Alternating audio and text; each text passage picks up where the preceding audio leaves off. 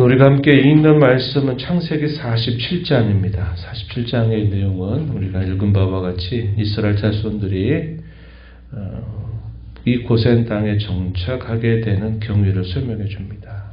그래서 먼저 요셉이 그의 가족들을 이끌고 바로의 궁으로 데려갑니다. 그래서 바로를 아련하게 하면서 이스라엘 자손들이 정식적으로 이 고센 땅 라함셋에 그들이 땅을 받아서 거주하게 되는 내용이 소개가 되고, 흉년이 더욱더 갈수록 극심해져 가는 가운데서 요셉이 이 기근을 어떻게 대처하는가 하는 내용들을 우리가 보게 됩니다. 그러면서 애굽 토지법을 제정하는 내용들이 소개가 됩니다. 결과적으로는 바로를 유익하게 하기도 하고 동시에 백성들 또한 유익하게 하는 지혜로운 그런 정책을 펼치게 되면서 그 흉년을 잘 대처해가는 모습이 소개가 됩니다. 고센 땅에 정착한 지 17년이 지나 야곱의 나이 147세가 되었을 때 야곱에게 하나님께서 약속하신 바와 같이 고향 땅에서 애굽 땅으로 오게 될 때 하나님이 약속하셨던 4가지 약속 중에 하나, 요셉이 너를 장사하게 할 거다 하는 그 예언대로 야곱이 요셉에게 죽음을 앞두고 부탁합니다. 나르가 내가 죽거든 나를 이곳에 영원히 두지 말고 나중에 이스라엘 자손들이 하나님의 인도 따라 다시 돌아가게 될 때 나를 꼭 메어다가 선조들이 묻힌 그 묘지에 장사해달라라는 것을 요청하고 그의 맹세를 하게 되면서 요셉의 이제 마지막 유언의 내용이 여기 소개되고 있음을 우리가 확인할 수 있습니다.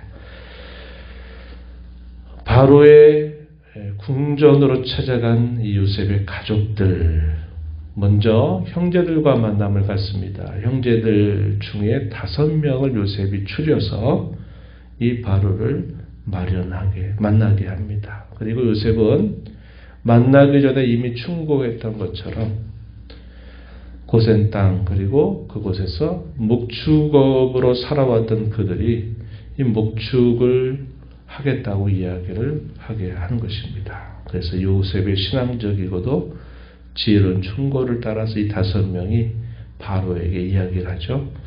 바로가 물었습니다. 너희의 생업이 무엇이냐 물었더니 대답하기를 우리는 대대적으로 목축업을 해온 사람들입니다. 이렇게 대답합니다. 가나안 땅의 기근이 너무도 심해져서 우리가 그곳에서 목축을 할 수 없어서 이곳에 거류하려고 찾아왔습니다. 고센 땅을 살게 해달라라고 바로에게 요청을 하게 돼요. 그리고 바로는 그들의 요청에 따라서 이 고센 땅에 정착하게 합니다. 그리고 바로가 소유로 가지고 있는 그의 짐승들을 너희가 좀 길러달라. 왕의 짐승을 길러주게 되는 계기가 마련됩니다. 그리고 나서 야곱을 만나게 됩니다. 이 야곱에게 물어요. 너의 나이가 얼마냐? 이렇게 물었더니 대답하기를 나그네 길의 세월이 130년입니다. 130살이 되었다 이 말인데 이 130년의 세월을 나그네 길의 세월이다. 험악한 세월을 보냈다라고 대답을 하는 겁니다. 험악한 세월을 보냈다. 우리가 야곱의 생애를 쭉 살펴봐서 알지만 그도 참 쉽지 않은 인생을 살아왔다 하는 겁니다. 그런 험악한 세월을 살아오면서 그가 깨닫게 된 진정한 복이 뭐냐. 하나님이 자신과 동행하고 계시다라는 사실을 그가 험악한 세월을 보내면서 깨닫게 된 거죠. 그게 복인 줄 그가 깨닫게 되었다 하는 것을 우리가 확인할 수 있습니다. 야곱이 바로를 축복하는 내용이 7절, 17, 11, 10절 두 차례에 걸쳐서 야곱이 바로를 축복하게 되면서 만남이 이제 이루어지고요. 그리고 이스라엘 모든 자손들은 고센 땅에서 자리를 잡게 됩니다. 이 땅이 라암셋으로 알려져 있는 곳입니다. 이곳이 어제도 말씀드렸듯이 나일강을 중심으로 해서 델타 삼각지대에 해당이 돼서 목축하기에 아주 좋은 지역 여건을 갖추고 있는 곳이었습니다. 그곳에서 이제 70여 명의 가족들이 거기서 새로운 삶을 시작하게 되는 것을 보게 되고요. 한편 이 7년의 흉년 중에서 이제 흉년 3년 차에 접어들면서 더욱더 그 상황이 극심해졌다라고 말해줍니다. 벌써 2년간의 극심한 흉년으로 인하여서 이미도 어려운데 그게 또 3년 차 되니까 더 그게 힘들어지는 거죠. 우리가 마치 코로나 첫 해, 둘째 해 막 이렇게 지나면서 갈수록 그 여파가 계속 몰려와서 힘들어지게 된 것처럼 당시에도 그러했다 기록해 줍니다. 애굽 땅과 가나안 땅에 극심한 기근으로도 황폐해지게 되니까 이 요셉이 어떻게 하느냐. 애굽의 모든 소유를 바로의 소유로 사들여서 바로에게 바치게 됩니다. 그래서 바로를 이롭게 하는 거죠. 애굽의 실제적인 왕이 바로 바로이기 때문에 이론적으로는 애굽의 모든 것이 바로의 수하에 들어있지만 이런 기근을 보내게 되면서 실제적으로 이런 애굽에 있는 모든 것들을 바로의 소유로 삼아서 바로에게 바치는 그런 모습이 소개가 됩니다. 이들이 가지고 있던 돈을 가지고 양식을 사는데 이 기근이 계속되니까 이 돈이 다 떨어지지 않겠습니까? 그러니까 그들이 또 곡식을 위해서 가축을 가져오는 겁니다. 가축을 가져오니까 그 가축을 바로의 소유로 돌리면서 그들에게 또 먹을 양식을 주게 되죠. 그것으로도 또 안 된 겁니다. 계속 흉년이 되니까 나중에는 그들 자신과 토지만이 남게 된 것이죠. 제사장들은 예외였다. 왜냐하면 바로가 주는 녹을 먹고 사니까 그들이 그 소유를 굳이 팔 필요가 없어서 제사장의 토지는 그대로 유지하는 것 외에 모든 이스라엘 백성들의 토지는 다 바로의 소유로 돌리게 된 겁니다. 애굽의 토지법을 제정하는 내용이 23절부터 26절에 소개가 됩니다. 우리가 바로의 종이 되겠다라고 찾아온 백성들을 향해서 요셉이 종자를 나누어 줘요. 그리고 경작하게 합니다. 그 수산물의 5분의 1, 10분의 2죠. 10분의 1을 바로에게 토지세로 바치게 해요. 그리고 나머지 5분의 4, 10분의 8은 자기들의 먹을 양식으로 삼게 합니다. 그 양식 중에는 다음 해를 위해서 또 종자로 사용하기도 하고 실질적으로 또 먹고 살기도 한 겁니다. 온 백성들이 기뻐한 거예요. 그래서 이 요셉은 백성들을 또한 유익하게 하고 이롭게 하는 모습을 보여줍니다. 이 얼마나 잘한 겁니까? 바로도 기쁘게 하고 백성들도 기쁘게 하는 일을 한 것이고 횡포처럼 바로에게 토지세를 많이 내게 한 게 아니에요. 그 당시 형편으로 봤을 때는 상당히 작은 양을 바로에게로 돌리고서 나머지는 그들이 먹고 살 수 있을 만큼 이 요셉이 그런 정책을 펼친 겁니다. 그런데 이 5분의 1도 어떻게 보면 결코 작은 게 아니죠. 우리가 되게 세금 내고 있는데 10분의 2를 낸다는 것은 결코 적은 건 아닙니다. 그래서 그런 정책들을 통해서 양편 모두를 이롭게 하는 그런 요셉의 지혜를 우리가 잘 확인할 수 있게 됩니다. 고선 땅에 정착한 지 17년 세월이 지나면서 놀랍게도 이 고센 땅에 살고 있는 야곱의 자손들은 계속 그 극심한 흉년 가운데서도 생육하고 번성을 하게 됩니다. 대단히 역설적인 것이죠. 마치 이스라엘 자손들이 훗날에 이렇게 애굽에서 빠져나오게 될 때 하나님께서 재앙을 내리실 때 그 재앙이 이방의 백성들에게는 그 재앙이 미쳐도 하나님 백성들에게는 그 재앙이 미치지 않게 하는 것처럼 마치 그런 놀라운 현상이 일어나게 해 주신 겁니다. 그래서 이스라엘 자손들은 그 극심한 흉년 가운데서 흉년을 보내고 또 거기서 살면서 참 생육하고 번성케 하신다 하신 하나님의 약속이 실현됨을 그들이 경험을 하게 된 겁니다.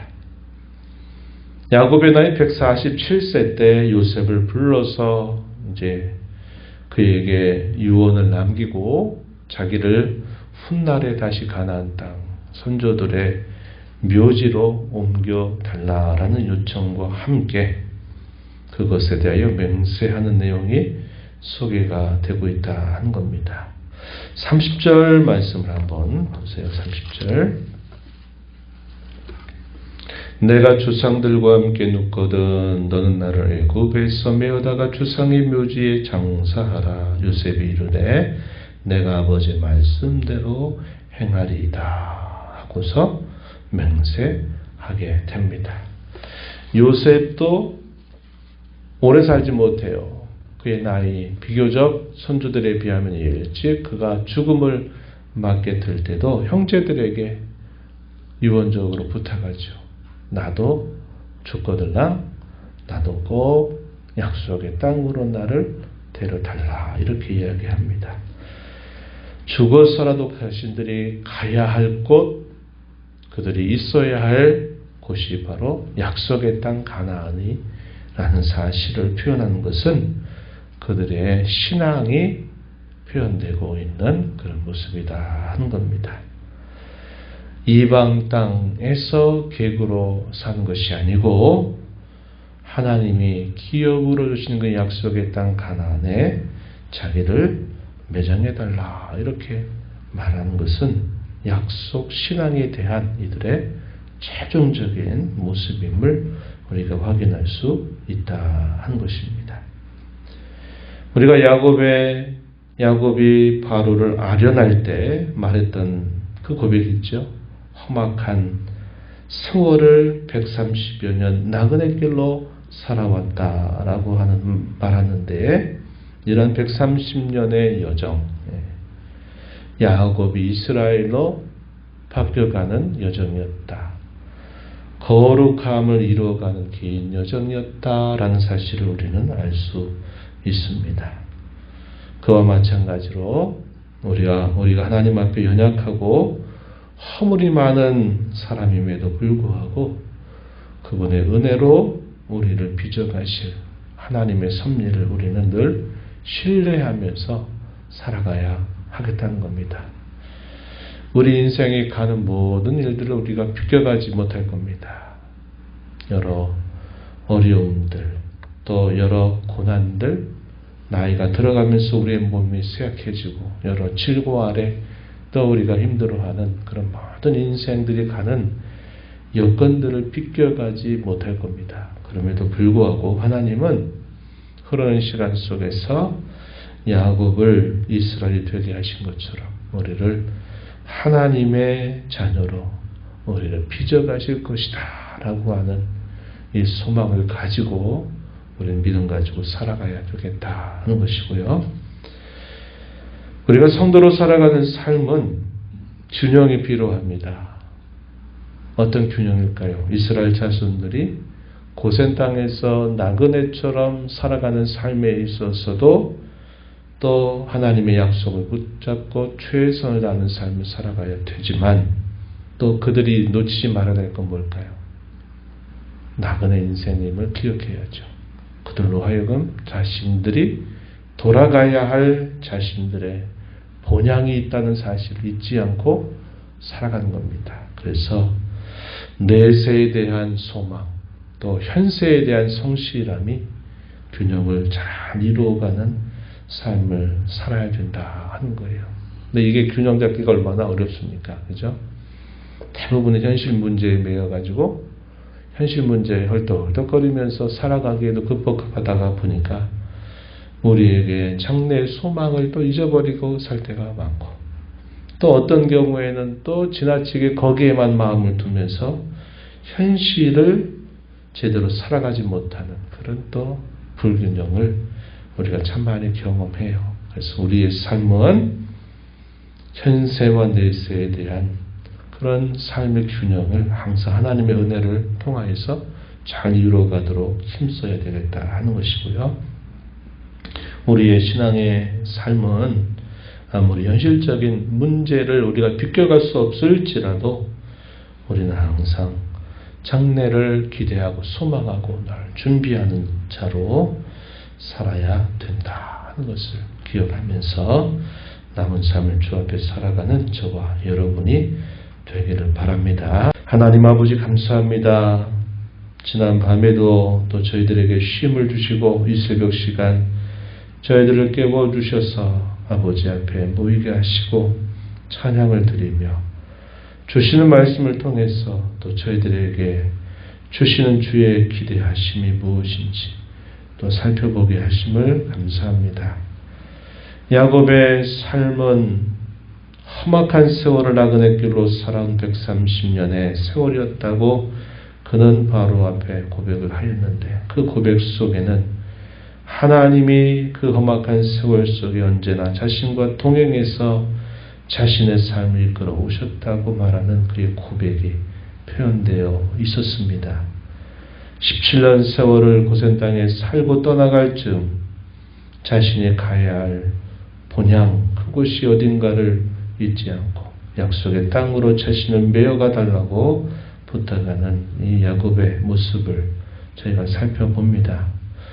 우리가 이런 삶을 살펴보면서 늘 장래에 대한 소망, 영원한 하나님의 나라가 완전히 이루어지게 될 그때를 늘 소망하면서 오늘의 삶을 살아가게 하시고, 비록 오늘의 삶 속에 모든 사람들이 당면하는 피해갈 수 없는 인생의 모든 여건들이 있을지라도 그것 때문에 저희들이 마음을 빼앗기지 않게 하시고 저희를 언제나 붙들어 주실 하나님, 빚어 주실 하나님, 영원하고 참된 것을 저희에게 예비하실 그 하나님을 신뢰하며 믿음 가지고 살아가는 저희 모두가 되게 하옵소서. 은혜의 보호자 앞에 나와 아버지 은혜를 구한 모든 심령들의 간구에 귀를 기울여 주시고 응답해 주시기를 바라며 예수님 이름으로 기도하옵나이다. 아멘.